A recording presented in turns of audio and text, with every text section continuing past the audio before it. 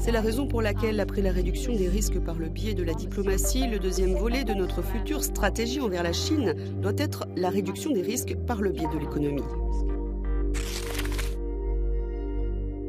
Après le discours de la présidente de la Commission européenne ce mois de mars, l'Union a confirmé sa stratégie de réduction des risques. Comment la mettre en œuvre alors que l'Union européenne dépend fortement de ses importations depuis la Chine? Qu'est-ce que la réduction des risques comme stratégie économique signifie et implique pour l'Europe et ses industries? Est-ce la bonne approche pour créer un environnement économique plus stable et résilient? Je suis en France pour rencontrer des experts et des entreprises technologiques pour en savoir plus. À Paris, John Seaman de l'Institut français des relations internationales rappelle le contexte d'instabilité géopolitique actuel.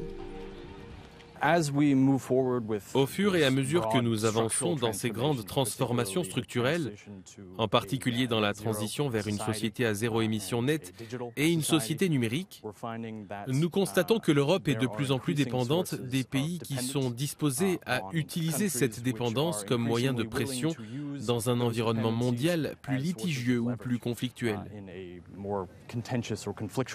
À mesure que nous avançons dans la transition énergétique vers les véhicules électriques, l'énergie solaire et les énergies renouvelables, nous constatons que nombre de nos chaînes d'approvisionnement dépendent en fait d'une seule source, et en particulier de la Chine.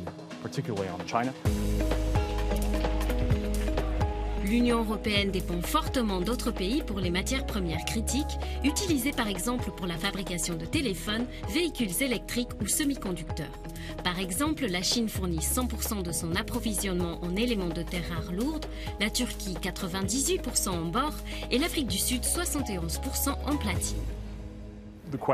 La question qui se pose aujourd'hui est de savoir comment atténuer les risques liés à ces dépendances.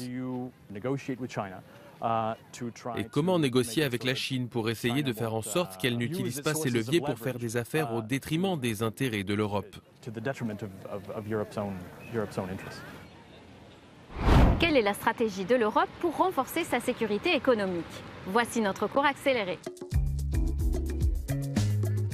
La stratégie de l'Europe visant à réduire sa dépendance économique à l'égard de la Chine, de la Russie et d'autres pays repose sur 4 piliers. Le premier consiste à rendre l'industrie plus compétitive et plus résistante. Il s'agit de stimuler les technologies numériques vertes et de santé et de diversifier l'approvisionnement en terres et métaux rares importants. Le deuxième pilier consiste à mieux utiliser les règles commerciales existantes. L'Europe veut empêcher que les marchés soient perturbés par une concurrence déloyale et réduire les préoccupations en matière de sécurité liées à des technologies telles que la 5G. Le troisième pilier consiste à défendre les secteurs critiques tels que l'informatique quantique, la robotique ou l'intelligence artificielle. L'Union européenne veut s'assurer que son savoir-faire ne soit pas utilisé pour renforcer les capacités militaires ou de renseignement de ses rivaux. Le quatrième pilier consiste à tirer le meilleur parti des accords de libre-échange conclus avec l'Australie, le Mexique et le Chili. L'objectif est de diversifier les chaînes d'approvisionnement et les échanges commerciaux. Ces ambitions font-elles écho chez les acteurs industriels? Direction Lyon pour rencontrer Émilie Jolivet de Yole Group, un cabinet de conseil qui travaille avec l'ensemble de l'industrie des semi-conducteurs au centre des enjeux économiques mondiaux.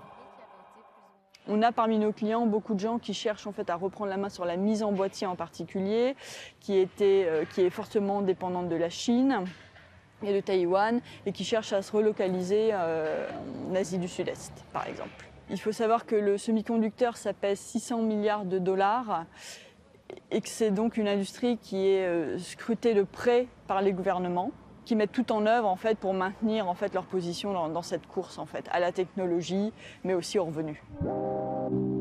L'Europe a donc lancé le European Chips Act dans le but de porter la capacité de production de puces électroniques à 20% du part de marché mondial d'ici 2030. On ne pourra pas détricoter en fait, des chaînes d'approvisionnement qui sont complexes, où le coût du composant est aussi très important. L'effort qui est fait par l'Union européenne de mettre 43 milliards sur la table est assez conséquent. Il ne suffira pas à avoir une totale autonomie dans le semi-conducteur, mais c'est déjà un premier pas vers une maîtrise ou une remaîtrise en fait, de cette industrie. La France, avec sa stratégie de réindustrialisation, tente de reconstruire les chaînes d'approvisionnement, notamment pour les semi-conducteurs, mais aussi les batteries. Au cœur du territoire industriel de Grenoble se trouve un des sites du CEA. Ce centre de recherche mène des projets d'innovation sur tout le long de la chaîne de valeur industrielle. Avec l'accélération de la transition verte, la demande de matières premières critiques devrait augmenter de 500% d'ici 2050, selon la Banque mondiale. Elles sont au cœur des industries de demain, comme par exemple les véhicules électriques. L'expert Simon Perrault explique. Si la France et l'Europe ne maîtrisent pas la chaîne de valeur industrielle des batteries, alors la France et l'Europe ne maîtriseront pas leur futur système énergétique. Aujourd'hui, la Chine détient plus de la moitié des capacités de production sur les différents segments de la chaîne de valeur. Il y a une concurrence très forte dans ce domaine, donc c'est important d'investir et de poursuivre la R&D pour soutenir tout cet écosystème industriel.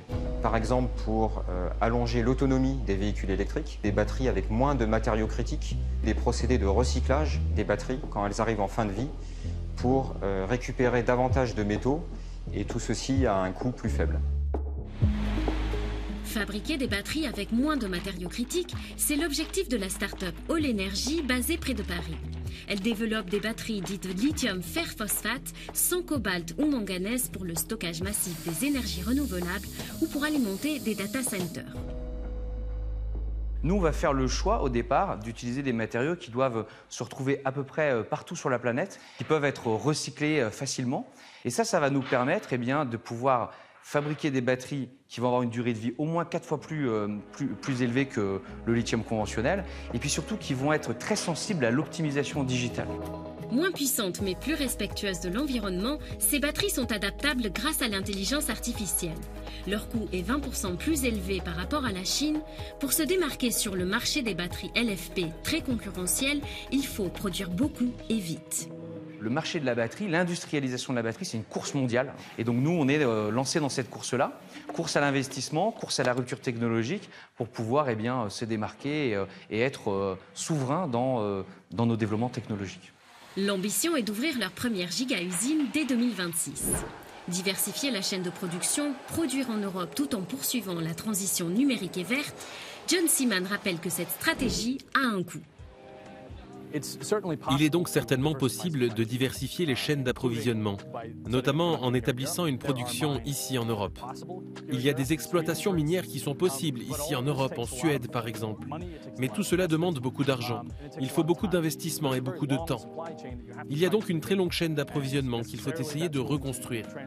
Et cela se traduira nécessairement par une hausse des prix et de l'inflation, car cela coûte plus cher ici en Europe qu'ailleurs, en particulier en Chine. Thank you.